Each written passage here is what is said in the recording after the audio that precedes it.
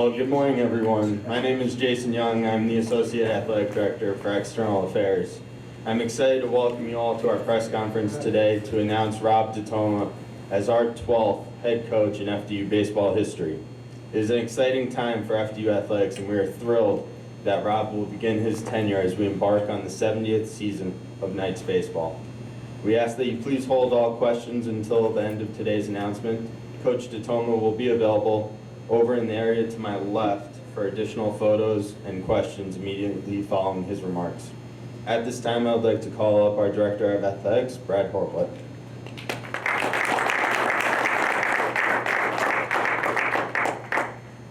Welcome, everybody. This is another great day for FDU and our athletic department. I want to thank all of you for coming here today. Student athletes, coaches, staff, members of our search committee, former players, and a special shout out to Dennis O'Brien and John Bittman, who do so much for our baseball program, on and off the field. We truly thank you both for your leadership and dedication to our program. As I said, this is another great day this year for FDU, for our athletic department, and most importantly, our baseball program. I'm so honored and excited to formally introduce Rob DiToma as our 12th head baseball coach in the history of FDU. But before I bring Rob up to the podium, I want to tell you a little bit about this talented young man and our search process in landing him as our skipper. In late May, I met with members of our baseball team that were local and then talked with the vast majority of the others by phone. I told them what our process in finding their next coach would be and asked them what they were looking for in their head coach. And they came up with the following: someone who would be a good communicator, had great organizational skills, was approachable, someone who truly had an open door policy, a coach that would be innovative, someone who can think out of the box, someone who would take the time to explain to them why they were doing a particular drill in practice, etc. They also didn't want an old-time type of coach. They wanted someone who had evolved as the game has evolved in the last 5 to 10 years. So I promised the student athletes that I was going to find that type of a coach, and also find one that had the following qualities: had firsthand knowledge and played a major role in turning a program around and building it into a winning one. Someone who had earned the respect of his players, was a man of his word, and who valued transparency. A coach that was a leader of young men, one who cared about them just as much on the field of play as they do off it. Someone who came from a program that had either won a regular season or conference tournament title, one that had coached in an NCAA tournament.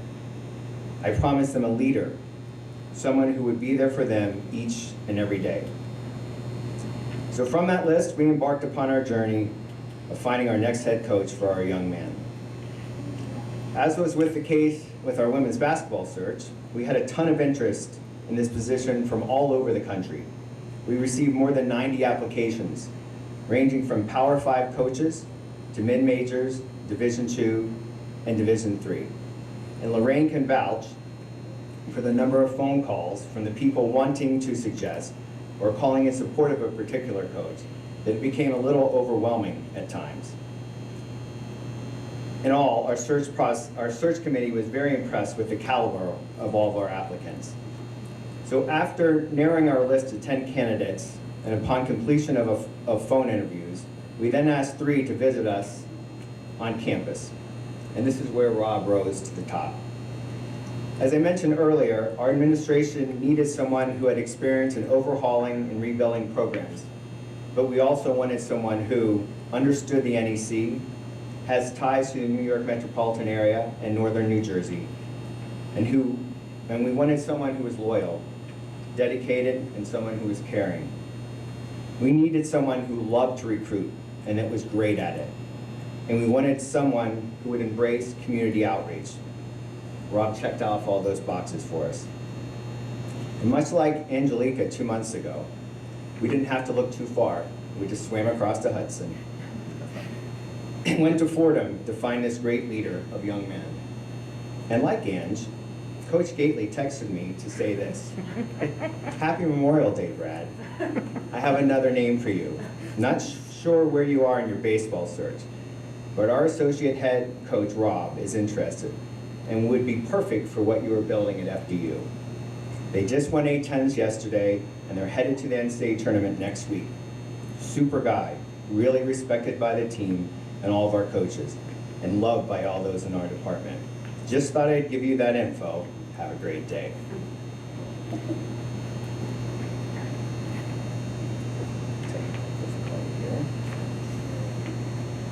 Well, once again, Coach Gately, you were right, and we probably owe you a finder's fee at this point.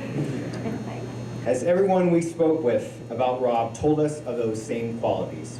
Simply put, Rob is the perfect fit for FDU. And consider this: with Rob as the associate head coach in the last 2 seasons, Fordham has amassed 73 wins, including 31 in A-10 conference play. As recruiting coordinator for the Rams, Rob landed the 2018 A-10 Rookie of the Year, a 2019 ABCA All-American, and a 2019 MLB Draft Selection. Since joining the Fordham staff in 2015, 9 Ram players, baseball players, have gone on to sign MLB contracts. Additionally, in the past 2 seasons, his recruiting efforts have led to Fordham leading the NCAA in stolen bases. Now, without much further ado, it gives me great pleasure to finally introduce and welcome our newest member of the family, Rob DiToma.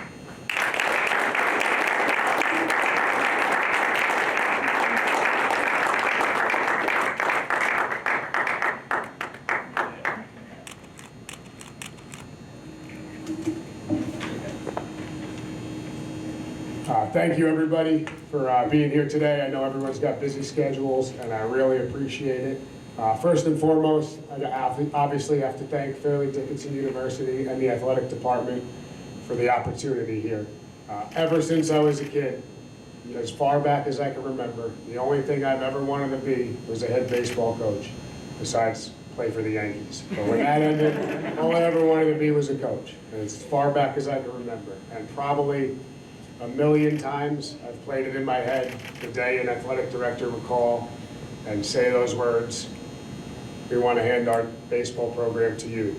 And as many times as you play it over, when Brad gave me that call, it was definitely life-changing, but you're not prepared for it as many times as I've heard those words in my own head. So Brad, I really appreciate the opportunity.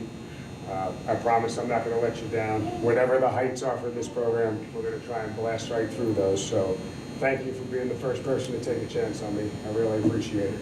And I hope in a few years you'll realize it wasn't a chance.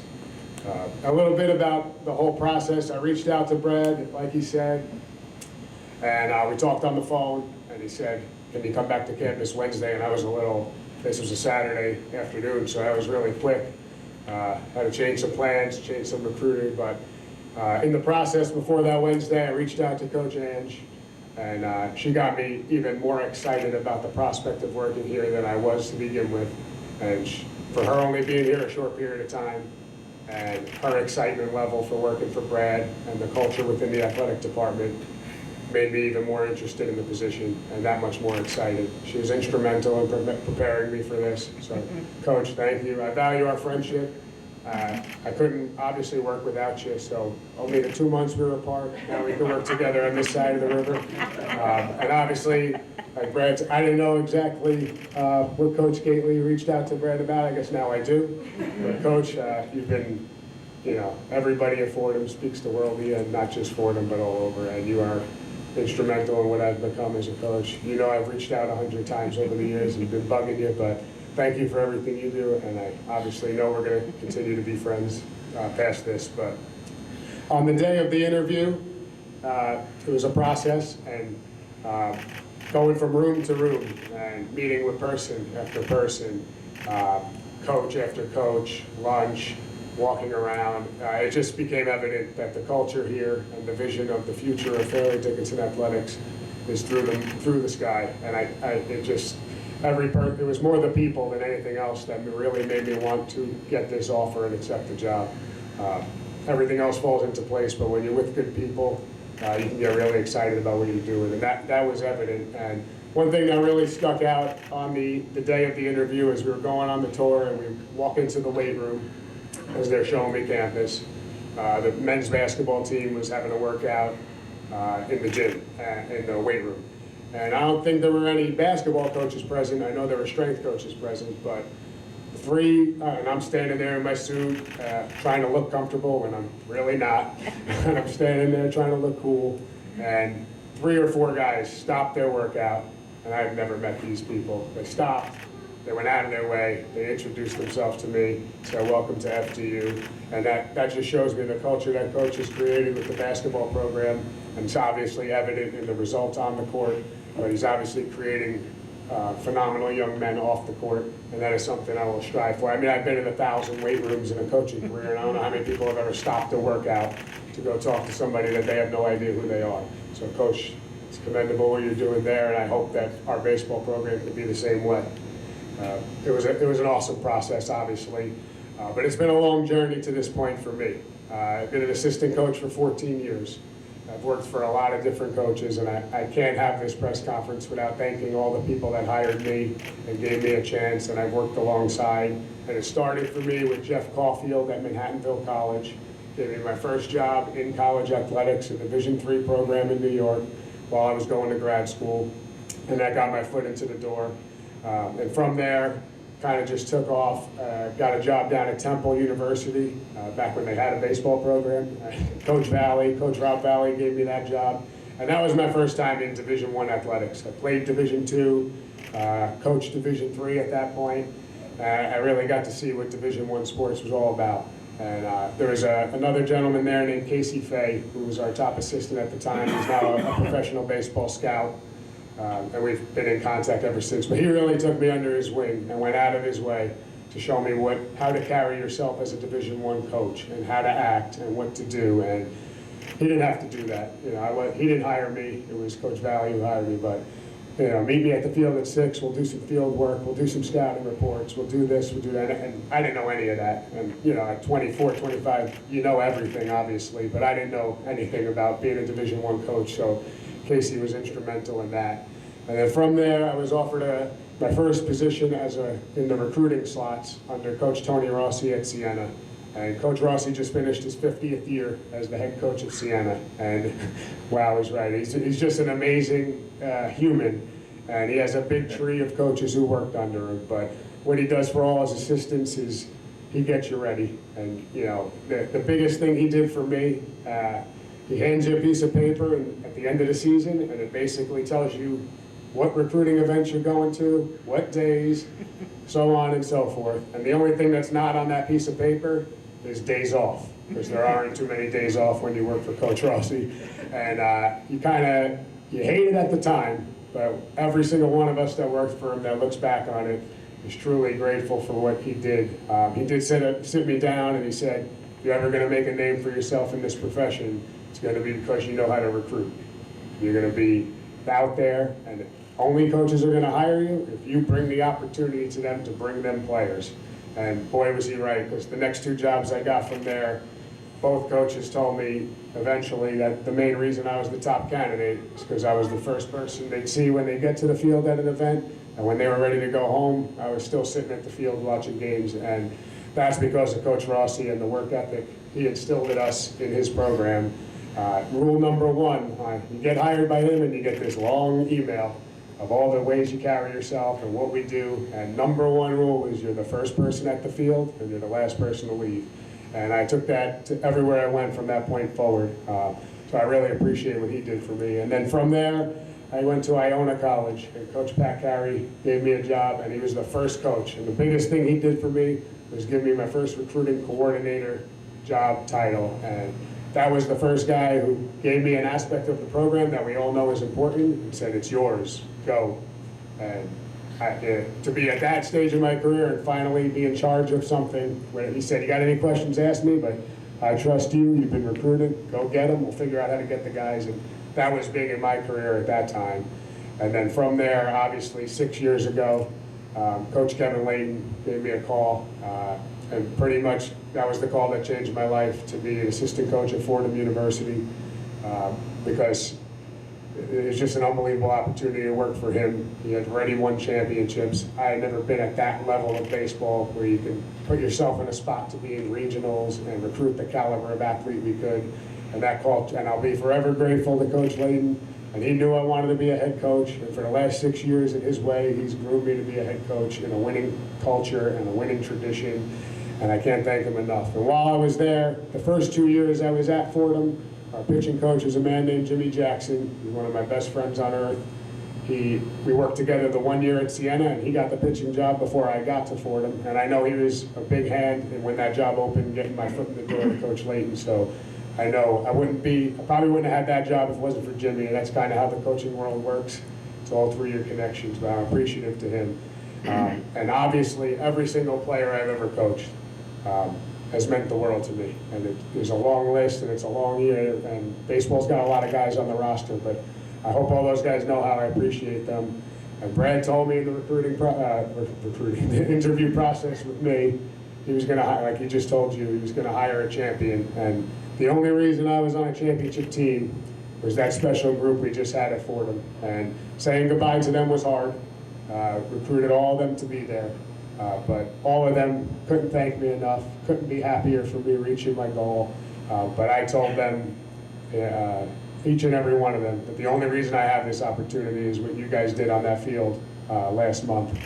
And it was a pretty special time, and I'll forever be grateful to those guys, and I hope they see this. And obviously you can't, any coach in this room knows, or anybody who works in athletics, if you don't have support in your personal life, it's really hard to be in this profession. And I've always had that. Currently, my girlfriend Stephanie's an awesome, awesome human. And without her this past year, it's just been unbelievable. She thinks she's the good luck charm, because I met her about a year ago, and she's probably right. But she's just a great person, and support at home is an understatement when it comes for her and support in my life, so I appreciate her. I've had a kind of my own personal assistant coach my whole life, and that's my younger brother, Nick, who lives in Florida now. So he's not here today, but I know he's going to watch this, and he's kind of had to bear the brunt of the ups and the downs, the ebbs and the flows of a coaching career. At different times we've been roommates.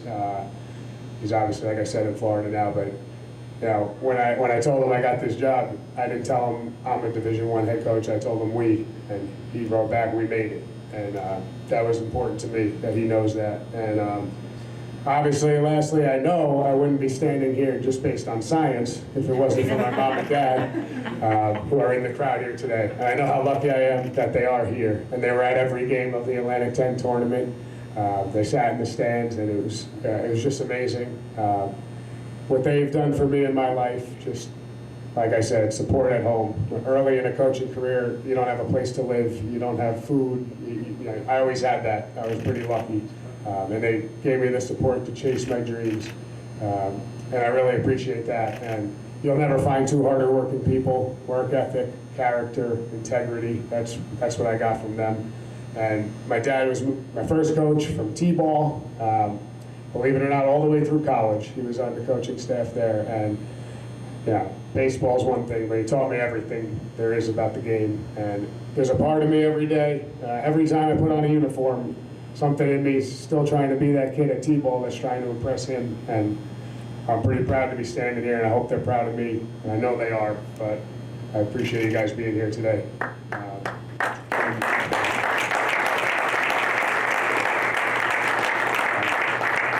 And that's my long story, but I had to thank all those people. But my vision for this program is pretty simple. I want to have a program here that the alumni, the students, the community, and everybody around it at the university is proud of, both on and off the field. I make it a habit of studying other coaches and other successful people. And Bill Walsh, a football coach, always had in his locker room, champions behave like champions before they're champions. And that's going to be the basis of how we carry ourselves. Day in and day out, we're going to be a championship model, and we're going to be, whether we're winning games on the field or not, we're going to carry ourselves in that manner. The day we play for a championship, we're already going to know we earned that because we've been carrying ourselves in a championship manner day in and day out. And there's an expression in baseball, I'm sure every sport has its own version of this, but the game knows. And my dad was my first coach, and from 2 years old, he's been telling me and my brother about the baseball gods, and it's a real thing. And if you do things the right way, the game usually takes care of you. And our team's going to do things the right way. And when it's our time, and when the game knows it's our time, it'll be our time to win. But that's how we're going to carry ourselves day in and day out. And I'm really excited to bring that to this program. And I've been asked, lastly, I've been asked a few times, now you're a head coach, what's your philosophy? What are you going to do? And I don't see much changing. Communication is going to be key. I plan on communicating the vision every single day, and giving the roadmap to that vision is what a leader does. And mainly, we're going to be adaptable. We're going to be whatever type of team we need to be to win. And if that means we got to steal bases, we're going to steal bases. If we don't, we don't. But whatever it means, we're going to figure out the way to win. And there's a saying, it really sticks true to me. They never care how much you know until they know how much you care. And everybody associated with this program is going to know how much I appreciate them, from player to administration to support staff. And that's going to be a reciprocal thing between our players and coaches. And last, I can leave you with a story. If you want to know how I'm going to coach on the field, Bill Parcells is someone I admired from a distance. I never met him, but he's someone I studied a lot of. And he got his first job at a school called Hastings College, and he was in charge of the defense, probably 24 years old. And they're getting ready for an opponent, and they ran this trick play, they say, to bait the safety in on a reverse, and they bait him in, they throw it over his head for a touchdown. And they went over it all week long. They felt they were prepared. They get to Saturday, and of course the team tries the play. They beat him, the guy falls for the trick, they throw it over his head, touchdown, and a young Bill Parcells is screaming at the player, and his head coach, his boss at the time, turned to him and said, "What are you yelling at?" And Bill said, "We went over this. We knew they were doing it. Why are we doing it?" He turned to him and said, "Bill, stop right there. You didn't go over it enough," because he didn't remember it. And that always stuck with me as a coach. It's our job. These guys, student athletes, go out of their way. They go to class, they go to lift, they go to study hall, they got to have a little bit of a personal life, they go to practice, they compete, they put themselves on the line every day for the program and for you. And it's your responsibility as a coach and a coaching staff to make sure you've done everything, that they're prepared to win, and they're ready for whatever comes next, both on the field and in life. And that is my plan as a head coach, to always have them prepared for whatever may come next. And I'm going to give it everything I have. And I cannot tell you how excited I am for this opportunity. It's a dream come true for me. And I really appreciate everyone that's here. I appreciate this opportunity, and I cannot wait to hit the ground running. But thank you, everybody, for coming out. I'm really looking forward to this.